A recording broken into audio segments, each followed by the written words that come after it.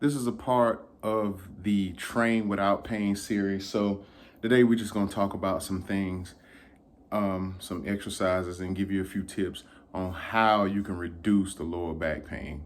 Stay tuned.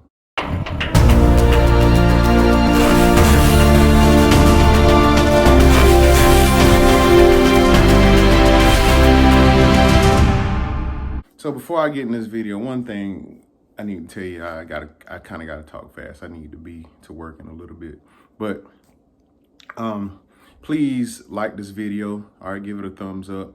Share this video with all your friends and subscribe to my channel if you hadn't done so already. I provide good nutrition and workout advice.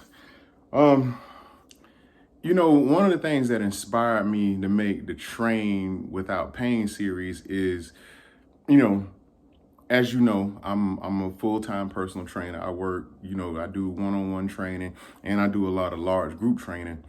But people would come to me and say, well, this is hurting, that's hurting. And back in the day, I really didn't know what to do until I became certified in corrective exercise. But once these things started happening to me, I was able to kind of relate a little bit more to some of those people, because I'll be honest, during my earlier days of training, I'm like, okay, this person, they just being a wimp. But when those things start happening to you, you can empathize with the people a little bit. You put yourself in their shoes and it's a whole different story. It really changes the game. So knowing how to train, around injuries and not be in pain and still see those results is very helpful to your clients. So I just want to talk about the lower back protocol a little bit. Now, there's a lot of ways you can train with a bad lower back. A lot of ways you can train around lower back pain. And like I said, it's a lot of different exercises. Excuse me, I'm getting a little jumbled up because I feel like I'm rushing, but it's okay. All right, come back to life, Chris. It's a ton of different exercises you can do to get rid of the lower back pain. I'm just gonna go over a few because, like I said, I don't have a whole lot of time. So one of the exercise that I did during the summertime of last year was kettlebell arm bar. So the first thing you want to do is you want to set yourself up. You want to make sure you got one kettlebell in one hand, and you want the non-working arm, you want that flat on the ground. All right. Now, make sure that the kettlebell is touching the back, the back of the hand. A lot of people like to come and like to have it touching like the front of the wrist right there, but make sure it's touching the back of the hand. Now, what you want to do is you want to bend at the knees. Make sure you're bending at the knees, and then turning in one direction and holding that there for like a 3-second pause, and then bringing it back. Okay. You want to do that for probably about maybe 3 to 5 reps. All right. That's going to help alleviate some of that lower back pain that you may feel, right back here, just like right there with the hip and the butt, that little area right there. That's going to help alleviate some of that. Second exercise is side plank. So 3 different ways you can do the side plank. If you're strong enough, if you have the shoulder stability and you're strong enough, then you can make sure you're propped up on the elbow and make sure both legs are stacked on top of one another. All right. And you want to hold that for probably about no more than 45 seconds, at least 30 to 45 seconds. Okay. No less than 30 seconds, no more than 45 seconds. Now, excuse me.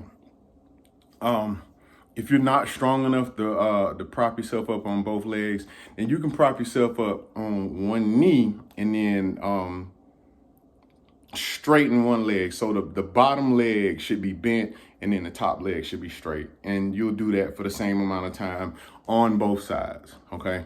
The last exercise is bird dogs. The scientific name is called like quadrupeds or something like that, but we'll call them bird dogs. So we'll make the name familiar for you to remember. So you want to make sure you go opposite arm, opposite leg.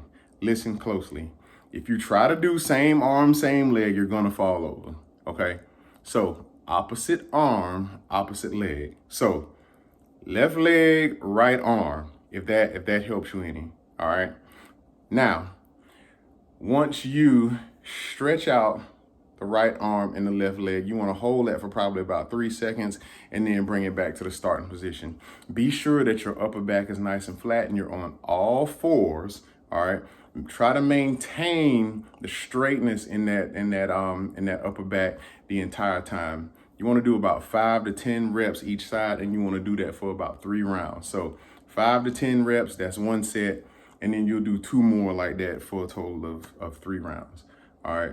This is just forgot one more. Last exercise, make sure you have a band, make sure you're set up on something sturdy enough to where the band will hold. I know they make different bands where you can fit them inside the doorways and stuff like that. I would say that's pretty safe. But I mean, if you have a pole or something or whatever, like I said, something sturdy enough that'll hold you. You want to tie a band around a sturdy object, and we're going to do what we call pot stirs. You want to step out far enough to where you got enough resistance in the band. All right, you got to make sure you got resistance in the band or it's not going to work. Then from there, make sure your toes face forward. All right, avoid the temptation to lean, avoid the temptation to twist. All right, this is an anti-rotational exercise. All right. The reason why you don't want any rotation because you're trying to strengthen the lower back. The more rotation you're doing, the more you're kind of putting that lower back at risk for greater injury. So again, find the tension in the band. Pretend as if you have a big giant spoon and you want to stir. Make a stirring motion, big circular motions, all right? Nice and slow, and you want to do 10 going each way. Another tip, whatever object that you're using that's sturdy enough, you want to pull away from that object. If you try to go towards that object, you won't feel the exercise. So make sure you pull away from that object, away. All right? If I missed anything, y'all let me know. Put something in the comments. Ask me some questions, send me messages. I'm more than willing to help you out with this because my lower back from powerlifting, it's not from powerlifting, but it's from, doing some things that I shouldn't have been doing and, having bad form and stuff like that. So I discovered a lot of these exercises working with other trainers and, working with other powerlifting coaches. So that helped me out a lot. So again, if you got any questions, put them in the comments. Let me know. And again, like, subscribe, share the video. Thank you.